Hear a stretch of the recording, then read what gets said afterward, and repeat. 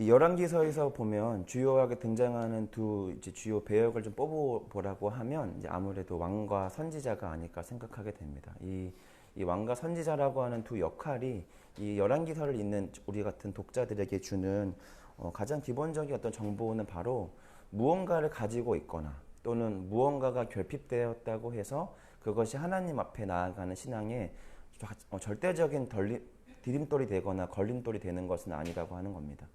세상에 남부러울 것 없는 권력과 부와 또 지혜까지 있는 사람들도 그것이 하나님께 더 잘 나아갈 수 있는 조건들이 되지가 않고 또 죽음을 위협받는 다양한 고난과 환란이 그의 삶에 가득해도 그것이 하나님 앞에 실족하거나 넘어지게 되는 절대적인 조건이 되어서 걸림돌이 되는 것은 아니라는 것을 우리가 오늘 말씀을 통해 보게 됩니다. 그래서 우리가 알고 있는 것처럼 시대의 어떤 권력을 가지고 있는 왕들이 오히려 하나님을 더 많은 순간 하나님을 거부하고 하나님의 말씀을 경청하지 않는 모습들을 보는가 하면 오늘처럼 이 많은 순간 죽음의 위협과 또 사역적인 실패로 자신의 삶에 늘 패배감과 절망감이 가득했던 엘리야는 오늘 승천이라는 아주 독특한 죽음을 하나님 앞에 이제 맞이하게 됩니다. 공통적인 어떤 특징이 바로 그런 것이라면 또 다른 특징은 바로 어쨌든 인간이라 함은 아무리 믿음이 깊든 또 믿음이 깊지 않든 간에 하나님이 하시는 일을 온전히 다 이해하는 것은 아마 불가능해 보인다라고 하는 겁니다. 우리가 아까 전에 이야기했던 것처럼 어떤 조건이 되어서 걸림돌이 된 사람도 그리고 어떠한 조건이 되어서 하나님께 디딤돌이 되어서 하나님을 잘 믿었던 사람들조차도 하나님이 그 사람을 통해 이루시는 일들이 정확하게 어떤 일이고 어떠한 과정을 거쳐서 어떠한 결과를 만들어내시는지에 대한 이해는 정확하게 없습니다. 이것은 우리가 오늘 이 승천이라고 하는 이 거사를 앞둔 엘리야의 삶 또한 마찬가지인데 엘리야도 보면 그의 삶의 많은 순간이 기쁨과 감사함과 영화로움과 자부심보다는 오히려 많은 순간 어떤 절망감에 휩싸여 있습니다. 우리가 잘 알고 있는 대로 엘리야의 첫 등장은 하나님께서 그를 통해 이스라엘의 3년의 가뭄을 선포하시는 것으로 엘리야가 처음 등장하게 됩니다. 그래서 하나님께서는 가뭄을 시작으로 갈멜산 뿐만 아니라 다양한 시간들을 통해서 엘리야에게 기적을 베푸셨고 또 엘리야의 입을 통하여 하나님의 말씀을 전했지만 정말 놀랍게도 가뭄, 또 갈멜산 전투, 또 하나님께서 엘리야를 통하여 전하시는 모든 이 하나님의 말씀에도 불구하고 많은 사람들은 하나님 말씀 앞에 돌아오지 않는다라는 것이죠. 단 처음으로 우리가 가뭄에 대한 이야기를 했지만 3년의 가뭄이 이스라엘에 내렸지만 그러나 3년의 가뭄 뒤에도 이스라엘은 회개하지 않았습니다. 그리고 갈멜산 전투라고 하는 엄청난 영적인 전투가 그들 앞에 벌어졌지만 그러나 850명의 바알과 아세라 선지자가 죽는 죽음 이 앞에서도 아합과 이세벨은 절대 하나님 앞에 회개하지 않고 오히려 이 엘리야를 향하여 가지고 있는 공분과 또 이 적개심을 감추지 않고 하늘의 신께 맹세하며 그를 죽이기를 결심하게 됩니다.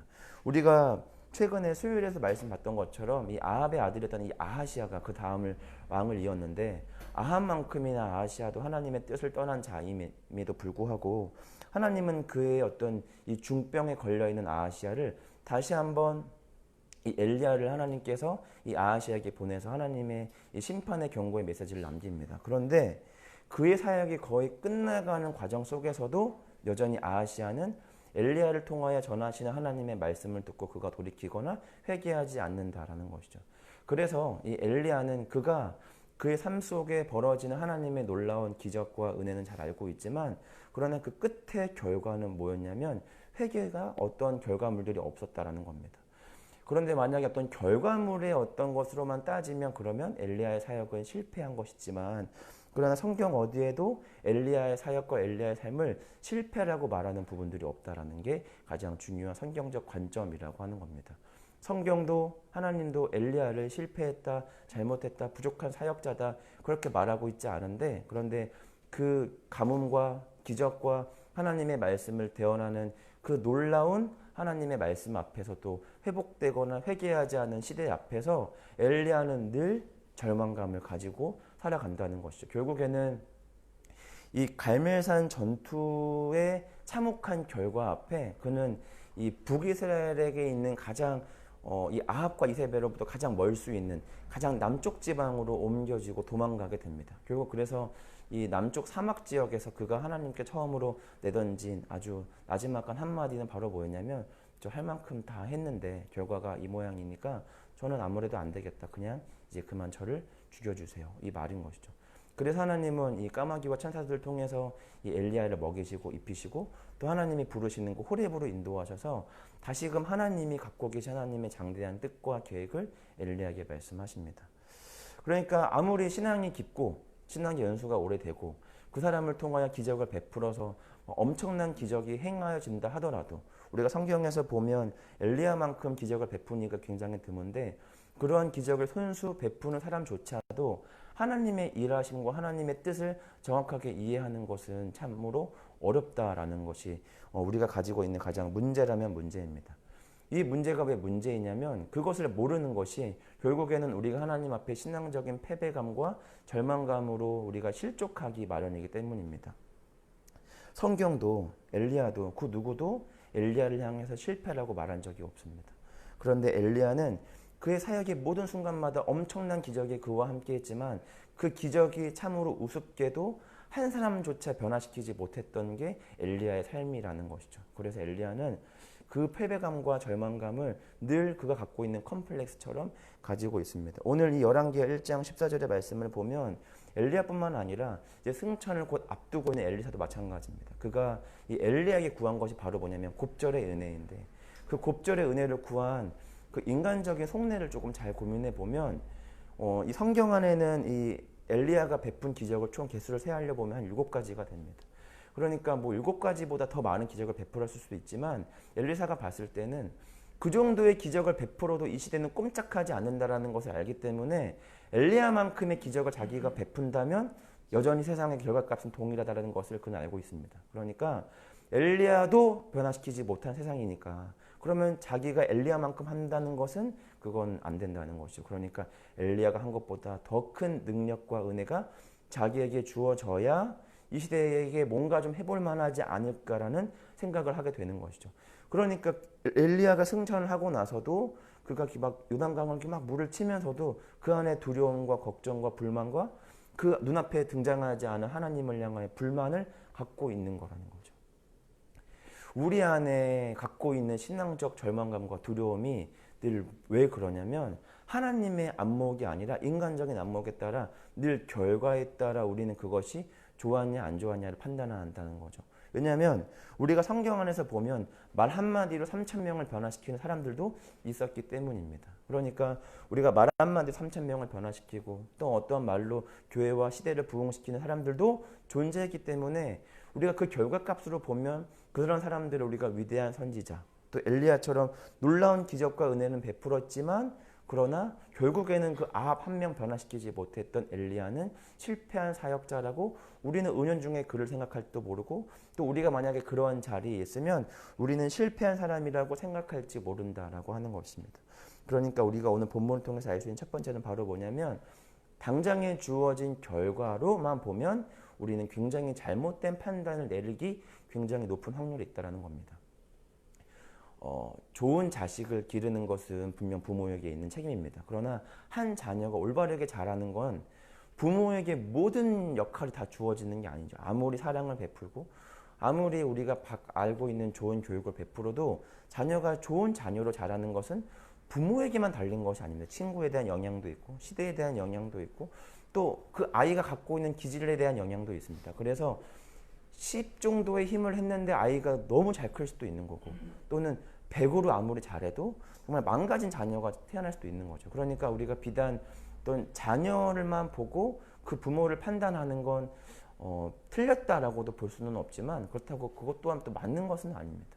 그러니까 자식을 잘 키운 건 부모가 잘한 것이 맞지만 그러나 그 자식이 잘 컸다고 해서 부모가 이 자식을 다 키웠다라고 말할 수는 있는 것은 아니라는 것이죠. 그러니까 우리에게 주어진 그 결과값을 우리는 때로는 그 부모, 또 우리에게 모두에게 다 가져갈 때가 있지만 그 결과만으로 우리가 평가하는 것은 굉장히 큰 오류가 있다라고 하는 겁니다. 그렇게 되면 우리는 신약 성경에 등장하는 베드로와 또 사마리아 사역에서 이렇게 복음을 전했던 빌립은 굉장히 훌륭한 사역자지만 뭐 스데반, 엘리야, 모세는 사실상 실패한 사역자가 됩니다. 왜냐하면 기껏 광야에서 구원했지만 이 모세의 역할은 바로 뭐였냐면 광야에 죽게 하는 게 아니라 하나님이 약속하신 가나안 땅으로 인도하는 것이었기 때문에 그 1세대는 실패했기 때문에 어떻게 보면 모세는 실패한 사역자가 되고, 오늘 하나님께서 그를 통해 수많은 기적들을 베풀었지만 아합 한 명 변화시키지 못했던 엘리야는 어쩌면 실패한 것이고, 동일한 굉장히 흡사한 설교를 했지만 누군가 3,000명이 돌아오는데 스데반은 결국 그 설교를 통하여 돌에 맞아 죽게 되는 순교를 당하게 되면, 그러면 우리는 스데반은 실패한 사역자인가? 우리는 그렇게 판단하게 된다는 것이죠. 그런데 성경 어디에도 스데반, 엘리야, 모세, 베드로, 빌립을 그 결과값으로 평가하고 있지 않다라고 하는 겁니다. 오늘 이 자리에서 온라인과 오프라인으로 말씀을 듣는 여러분과 저의 삶도 동일합니다. 당장에 우리 삶에 주어진 어떤 형편의 어려움으로 여러분의 어떤 신앙적 열심과 또 모든 순종을 하나님이 평가절하하지 절대 않습니다. 때로는 자녀가 잘못 자랄 수도 있고, 열심히 그 가정을 일궜지만 가정이 때로는 깨질 수도 있습니다. 또 여러분이 일터에서 열심히 일은 했지만 직장에서 굉장히 불합리한 판단들과 판단을 얻을 수도 있고, 열심히 했지만 소득이 없는 이 사역과 일터의 현장이 있을 수도 있습니다. 그러나 가장 중요한 것은 바로 뭐냐면, 당장 우리의 손에 없는 그 소출만으로는 하나님께서는 농부의 그 능력을 판단하지 않는다라고 하는 게 가장 중요하다는 거죠. 오늘 본문에서 가장 중요한 것이란 바로 뭐냐면, 우리가 하나님을 잘못 이해하는 거죠. 엘리야도 지금 하나님을 잘못 이해합니다. 엘리사도 하나님에 대한 분명한 이해 없이 하나님을 찾고 있습니다. 지금 엘리사와 엘리야와 평생을 동행하며 그들을 함께해서 그들을 들어 쓰셔서 기적을 베푸시고 하나님의 역사를 이루어 가시는 과정 속에서 지금 엘리야와 엘리사는 지금 하나님이 자신들을 통하여 어떤 일을 이루시고 있는지는 모릅니다.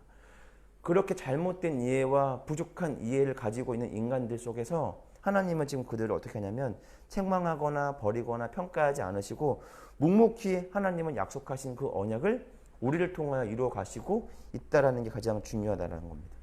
엘리야는 지금 굉장히 불만족스럽습니다. 이 갈멜산과 가뭄과 수많은 하나님의 말씀을 대언했지만 어느 것 하나 회복되지 않고 회개하지 않은 이 시대 앞에 늘 스스로와 또 하나님께 불만족한 그 신앙적 패배감과 절망감으로 그는 평생을 살았습니다.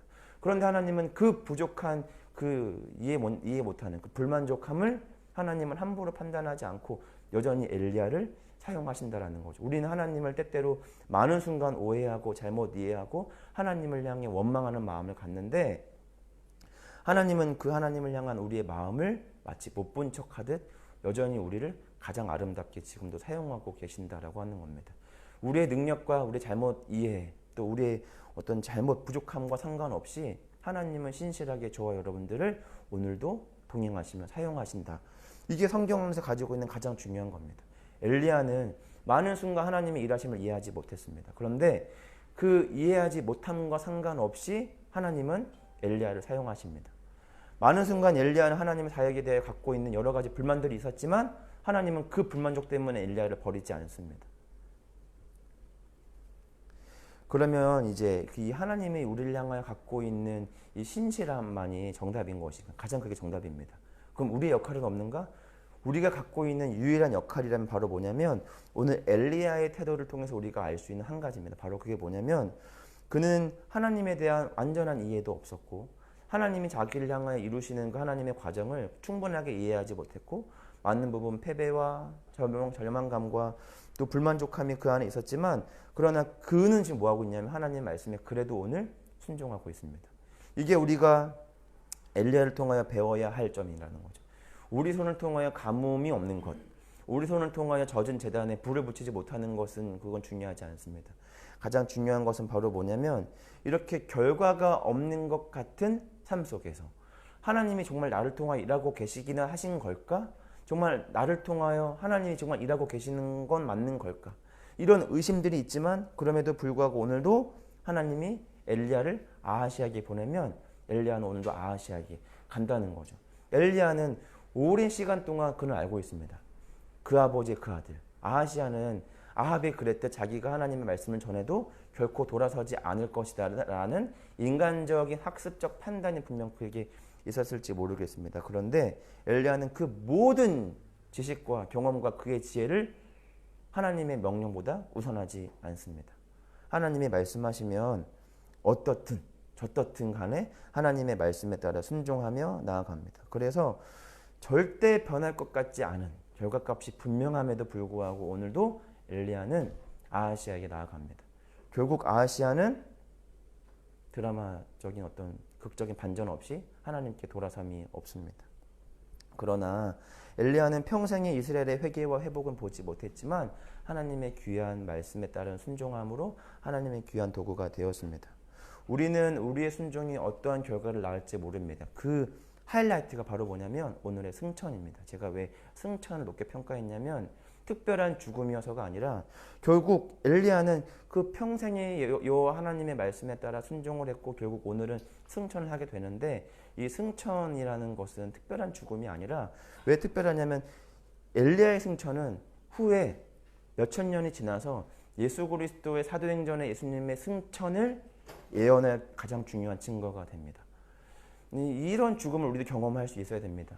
우리가 열심히 하면 엘리야처럼 이렇게 회오리 바람으로 죽음을 경험하지 않고 하나님께로 가는 은혜를 누릴 수 있습니다. 그거는 다 말이 안 됩니다. 그게 아니라 이 엘리야의 승천이 가장 중요한 건 바로 뭐냐면 후에 이 예수님의 승천을 문제 삼고 거짓이라고 말하고 그럴 리가 없다며 손가락질하고 믿지 못하는 이들에게 이 엘리야의 승천은 예수님의 승천을 증거하는 좋은 표본이 될 거라는 거죠. 우리는 우리의 순종이 어떤 결과를 낳을지 모릅니다. 엘리야가 오늘 승천을 당했지만 이게 수천 년 뒤에 인간의 몸으로 오신 하나님께서 자신의 승천을 설명하기 위해 자신의 이 승천을 사용할 거라는 생각은 그는 못했습니다. 우리 또한 그렇다는 거죠. 우리가 뭘 순종하고 하나님이 이거 해라 저거 해라 해서 순종을 하면 이 순종이 어떠한 결과값을 나오게 될지 우리는 모릅니다. 우리는 복음을 전하면 그냥 그 사람이 이 복음 전한 대로 빨리 돌아오고 가뭄을 선포하면 세상에 벌벌벌 떨어서 빨리 돌아오기를 바라고 850명의 바알과 아세라 선지자를 다 죽여버리면 이제는 그 공포감 때문에라도 주님을 바라보기를 바라는 게 우리 인간적인 마음이지만 하나님은 그렇게 일하시는 분이 아니라는 거죠. 우리는 우리의 순종을 통해 하나님이 지금 어떤 일을 이루실 줄을 우리는 잘 알지 못합니다. 그렇기 때문에 오늘 저와 여러분에게 필요한 것은 바로 뭐냐면 하나님은 그런 분이시다라는 어떤 이해보다 더 중요한 건 바로 뭐냐면 그럼에도 불구하고 주님의 말씀에 순종하는 믿음과 마음입니다. 왜냐하면 우리는 우리의 순종이 어떠한게 하나님 사용하실지 모릅니다. 나사로는 그냥 죽었습니다. 그리고 그냥 죽었는데 예수님이 그를 부활하셨습니다. 그냥 죽고 부활했는데 근데 그의 죽음과 부활은 예수 그리스도의 죽음과 부활을 예표하는 하나의 위대한 사건이 되듯 우리는 죽음이라고 하는 끔찍한 비극이지만 하나님은 그 우리가 생각하는 그 비극을 희극으로 만들어 하나님의 귀한 일들을 이루신다는 거죠. 그러니까 그리스도에 인해 그 절망과 패배와 실패와 아픔과 고통은 그것이 끝이 아닙니다.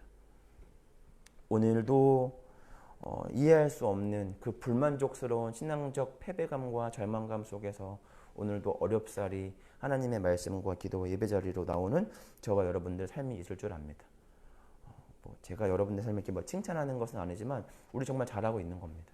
어떠한 위협과 아픔과 고통 속에서도 엘리야는 유일하게 잘한 것 하나라면 그가 오늘도 하나님의 말씀이 가장 우선임을 알았습니다. 자기의 이해보다 하나님의 말씀이 우선됨을 자기가 경험한 것보다 그래도 하나님의 말씀이 우선됨을 그는 알았다라고 하는 것이죠. 그러니까 죽기를 간청했지만 하나님이 더 내려가라 하면 그냥 이해할 수 없지만 더 내려가는 겁니다. 전해라 하면 절대 이 말을 통해서 돌아오지 않은 세상이지만 그럼에도 불구하고 전하는 것입니다. 그냥 승천했는데 그 승천이 후에 이렇게 사용될 줄 그는 몰랐던 것처럼 우리가 하는 순종이 그 후에 하나님께서 어떻게 사용하실 줄 모릅니다. 오늘 이 말씀 앞에 선 저와 여러분들도 하나님 앞에 그렇게 순종하며 나아가시길 간절히 소망합니다. 우리 기도하겠습니다. 이 시간에 우리 기도할 때 오늘 우리 기도 제목 세 가지 기도 제목 가지고 함께 기도할 텐데 첫 번째로는 이 오늘 말씀을 기억하면서 하나님 말씀 앞에 내가 순종하게 하여 주시고 우리의 순종을 하나님이 가장 원하시는 대로 하나님의 입맛에 따라 사용하여 주셔서 우리 인간적인 판단과 생각에 따라서 지금 당장이 아니라 하나님의 그때 하나님의 그 역사와 하나님의 시간 속에서 우리의 우리의 순종을 가장 아름답게 사용하여 주셔서 우리 그렇게 기도했으면 좋겠습니다. 우리 두 번째로는 우리 예배 가운데 하나님께서 함께 하셔서 새벽 예배, 수요 예배, 주일 예배 가운데 하나님께서 함께 하셔서 그 하나님의 말씀이 선포되고 또 하나님께서 기뻐하시고 받으실 만한 아름다운 예배가 되게 해주시고 또 믿음이 약하고 믿음이 없는 이들에게 믿음이 꽃피워질 수 있는 성령의 함께하고 성령의 임재가 있는 그런 예배가 되게 해달라고 마지막으로는 우리 함께 우리 교회 성도들 또 신우들 또 우리 재직자들을 위해서 함께 우리 기도하며 나아가겠습니다. 제가 먼저 기도하고 우리 기도 제목 가지고 함께 기도합니다. 주님, 주님의 은혜를 우리 가운데 베풀어 주시고 우리는 이해할 수 없지만 우리의 이해보다도 우리의 지식보다도 우리의 경험보다도 주님의 말씀이 먼저임을 우리가 알게 하여 주시고 우리의 순종을 통하여 이루실 주님을 기대하며 나아갑니다. 주 말씀 앞에 순종하며 나아갈 때 우리의 순종을 주님의 때에 주님의 모습과 주님의 모양과 주님의 지식대로 아름답게 사용하여 주셔서 이 모든 말씀 살아계신 예수님의 이름으로 기도합니다. 아멘.